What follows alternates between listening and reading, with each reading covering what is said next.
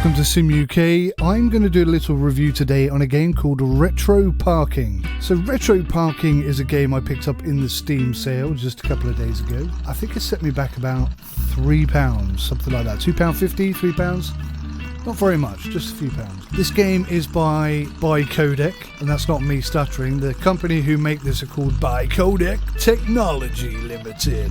That's the name of the company. The premise of this game is a good opportunity to show your ability to drive in tight spaces. There's only one vehicle, and it's a V-dub. Wonderful car, love those. Old classic. A friend of mine used to have one of these, very nearly killed me because the brakes are so terribly bad. On his at least, I don't know if they're all that bad, but yeah. That's a memory that will stay with me forever. It was by the Devil's Punch Bowl, and you know who you are. The developers describe this game as realistic driving experience. Okay, I'd say almost. That's almost true. There's 200 levels, and it says that they're challenging level. That's certainly true. The car sounds are horrific. I'll let you listen to a few seconds of it. Appalling. I mean, painfully appalling. Really nasty. Setting this game up initially is an absolute nightmare. For the first 20 minutes, I could only have keyboard control, and trying to drive in such confined spaces with just the keyboard to steer with is horrific. Absolutely horrific. Impossible, in fact. Especially if you understand that the car was permanently in reverse. Something was pre-bound to something that was constantly on, and it just reversed the whole time. Somehow I managed to bind this to my Xbox 360 after quite a few attempts, I have to say. And when I finally did, everything was bound to the left thumbstick. So accelerate, brake, reverse, left and right, all on one thumbstick. And that's the only way I could get it to work at all. I'll be honest with you, I still didn't know which buttons I had configured to what. But I got it working, and I was like, right, okay, fine. It's working, let's not worry about it. Let's actually get on and see if the game's any good. So, I love the modelling on the car. I absolutely love the modelling on the car. I love how if you turn sharply into a corner, the whole thing banks onto two wheels. There's a lot that's almost good about this game, there really is. The premise of the game itself is excellent. I mean, what a brilliant thing. Some things I'd like to change. The car seems to reverse rather more sharply than it drives forward, which is a bit of a problem when you're in such hugely tight, confined spaces. It says high quality graphics. Now, no, not quite. I mean, they're okay. There's nothing wrong with them. If it was on your mobile phone, you'd be quite happy, but in PC land, no, they're not really. And the view angles that are available to us, they're not very helpful either. The way in which you change your view is by dragging this slider on the left with your mouse. Now, okay, I accept that you might be able to bind camera control to perhaps the right thumbstick on an Xbox 360 controller, but I couldn't. I could not figure out how to do that. It's really, really tricky to play.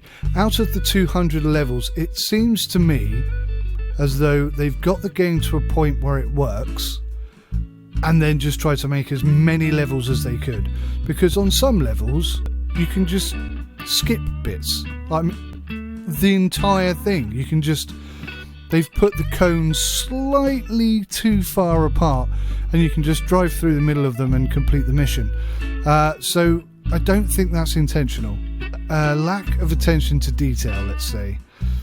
I've also noticed that some of the concrete blocks, you can actually drive part way through them. Again, I don't think that's part of the game. I think that's just collision detection on the concrete blocks is poor. But maybe they've left that in there because they made a level that was too difficult to complete without driving through the blocks. I don't know. Maybe that's the case. What I do know for sure is this game is hard, really hard, and it's kind of addictive, but also incredibly frustrating. So I don't think, I mean, this game has no legs on it at all. If you manage to play 200 levels and complete it, you would never want to see this game again. Is it priced too high for what it is? I think maybe. I think if they went away and turned this into a good game, then I think it would be a good game, if that doesn't sound too completely ridiculous. What I'm trying to say is that if you put first person view into this and allowed for steering wheels to control the car and maybe made it a little bit less tight, now I know that's kind of making it easier or whatever, maybe build up to the super tight levels and not have super tight levels on every single level. The premise is good. There's certain bits that I definitely like about this game. It's not a game I love. And is it a game I recommend you buy?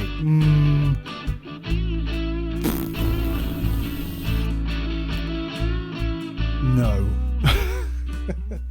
I'm sorry. At the moment, it's no. Anyway, if they fix some of the bugs, maybe improve the game a little bit, sort out the key binding options, then maybe yes. But it's a throwaway game. It really is. It has no life to it. If they included something like building your own maps, your own levels, then yeah, absolutely. Then, you know, something like that, absolutely. First person view, better camera controls, better control binding all over, then definitely yes. But as it stands at the moment, no. This is a game, it's quite a good idea, I think, quite a good idea. I like the challenge of it. I don't think they've put that much care and attention into the whole game as it is. There's certainly bits of it that don't seem finished, and it is incredibly difficult. But there's also something very compelling about it, so it's a tricky one. If I was to give this a score out of 100, it would be low, maybe in the 40s, maybe in the 50s, 45. Let's split the difference and say 45 out of 100. And that's not because it's a bad game, it's more because it's unfinished and uncared for, or so it feels. Anyway, there's quite a lot of features in it. As you go through the levels do kind of get more difficult as you go through, but also you find that there are landmines and lifts and moving objects that make life difficult, and barriers that come down and go up, and like sleeping policemen that come out the floor, and all this sort of complicated stuff. So it's quite tricky. There's quite a lot in it, you know, and with a bit more TLC, this could actually be quite a nice little game, like a really quite good game. But I think it needs a bit more work and a bit more consideration, and I don't think, based on what I've seen so far, that this is a company who's going to put that time and effort into this game. So this is just a quickly put together little game that you can just buy for pennies and play at your leisure and throw away with ease. I think that's the best way to describe it. It's got almost everything it needs to be brilliant, and it's just lacking in a few areas. It's okay. It's a good game for what it is. It is challenging. Also, one thing I'd say, which completely destroys the life of this game, is that there's no timers. So it's not like you can complete a level and then complete it quicker and thereby, oh yeah, I bet I can get that under a minute. You don't win any awards for doing it in 30 seconds, doing it in a minute, doing it in a minute and a half. Nothing like that. So there's no incentive to come back and play this game ever again. It does lack in quite a few areas, you know, in that regard, in that respect. It does lack any kind of forethought. It's a game that they put together. It's got lots of good features. I love the V-dub. I like the way it sort of rolls around and behaves terribly like that. I really do like it. But there's not enough here to be a big game, a good game. Still, that being said, it's only a couple of quid, so if you're going on a long journey and you want something to keep you occupied, frustrate the living daylights out of you, then this is probably a good choice, because it's okay. It's not bad at all. in some regards. So anyway, yeah, I think